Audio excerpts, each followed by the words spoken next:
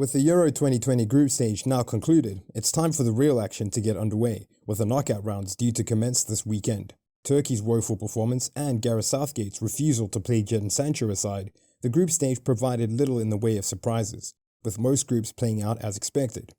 However, historically this is a tournament which has seen more than a few upsets over the years, and hopefully this year's installment will see some surprises too. With some intriguing matchups in the round of 16, which teams will progress to the quarterfinals? Beautiful Goal TV takes a look. What a finish!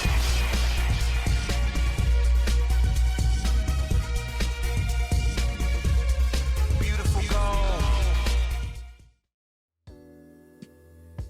Wales finished second in Group A behind Italy after a strong showing in the group stage.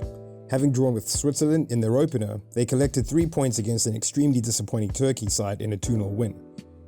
Despite Gareth Bale missing a penalty in that game, the winger looks more like his world-class self in a Wales shirt and provided 2 assists for Ramsey and Connor Roberts respectively.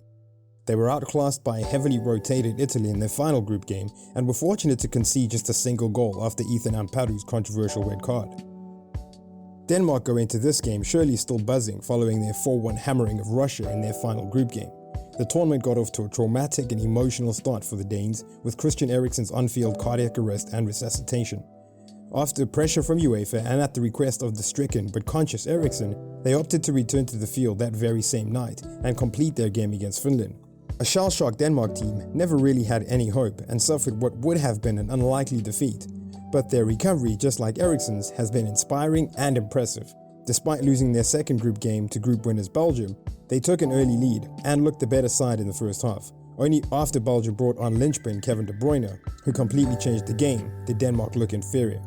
They followed that up with a comprehensive thrashing of Russia, playing some great football. Pierre-Emile Højbjerg and Thomas Delaney in midfield were particularly impressive, as were the back three of Vestergaard, Kjær and Christensen, with the latter's 30-yard screamer being one of the highlights of the tournament so far.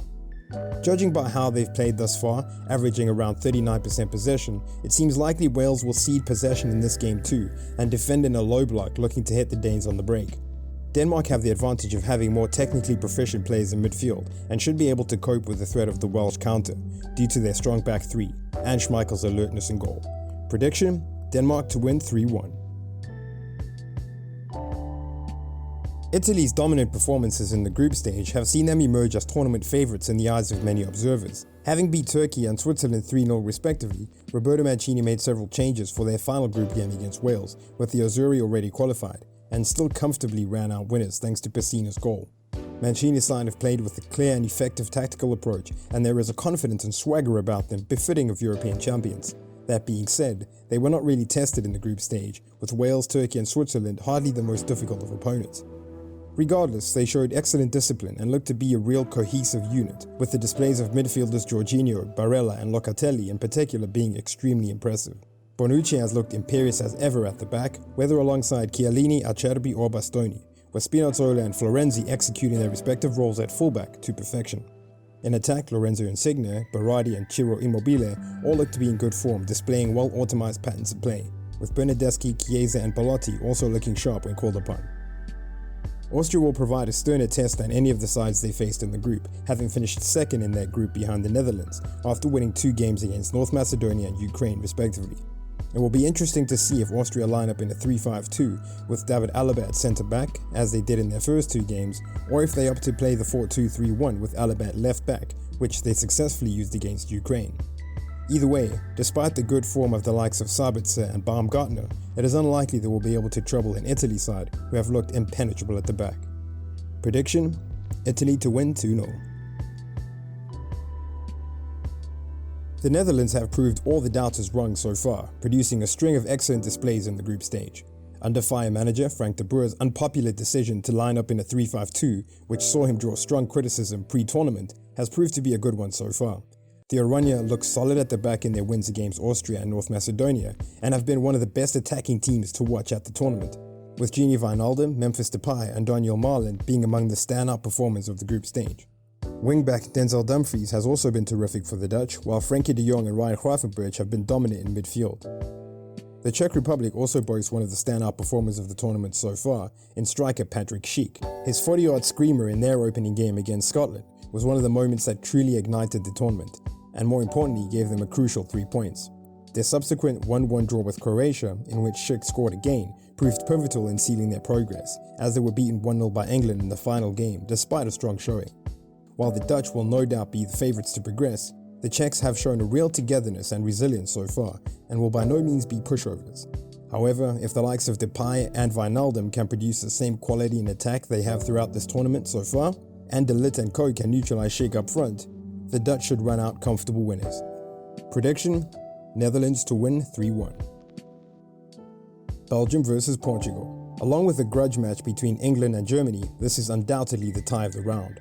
World number 1 ranked Group B winners Belgium have been perhaps the second most impressive team of the group stage behind Italy, with 3 fantastic wins against Russia, Denmark and Finland respectively.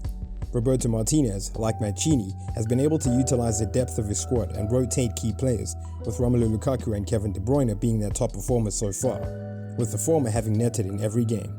Portugal's progress out of the group of death was far less serene and was teetering on a knife edge, with their position fluctuating throughout the 90 minutes of their final group game versus France. Their drama-filled 2-2 draw, in which they were fortunate to be awarded 2 penalties and not have a last-minute penalty given against them after a foul by Bruno Fernandes, saw Cristiano Ronaldo equal Ali Dai's record to become the joint top scorer of all time in international football, with his 109th goal for his country. His brace against France, along with his goal in the 4-2 defeat to Germany and opening day brace against Hungary, mean that despite not impacting the game much in general play, CR7 is the tournament's top scorer so far with 5. It would be easy to reduce this tie to a showdown between Lukaku and Ronaldo, but in reality it's so much more. Belgium will be looking to take a page out of Germany's book and use their fullbacks to exploit Portugal in the wide regions, while Fernando Santos faces a tough selection dilemma in midfield, with Renato Sanchez and João Moutinho both staking good claims for starting berths ahead of Danilo Pereira and Bruno Fernandes with their performances against France. Sanchez was perhaps the best player on the pitch in that game, against the world-class duo of Kante and Pogba, and he'll need to be at a similar level up against De Bruyne and Yuri Tielemans. Bruno Fernandes has been one of the biggest disappointments of the tournament thus far, looking the shadow of the player we've seen from Manchester United, and will need to produce his best should he start for Portugal to have any hope. Portugal will also need Ruben Dias to be more commanding at the back, and Bernardo Silva and Jota to track back effectively to support Semedo and Guerrero at fullback. Ultimately, it could come down to which side is able to best nullify the strengths of the other, something which Portugal are usually adept at doing, but have failed to do effectively so far. Prediction: Belgium to win 3-2. So, there you have it, our predictions for the first 4 knockout games, but who do you think will progress to the quarterfinals? Let us know in the comments below. Feel free to check out our previous Euro 2020 videos, and look out for our next video, previewing and predicting the rest of the round of 16 games. Until then, thanks for watching, much love, take it easy, and keep enjoying the beautiful game.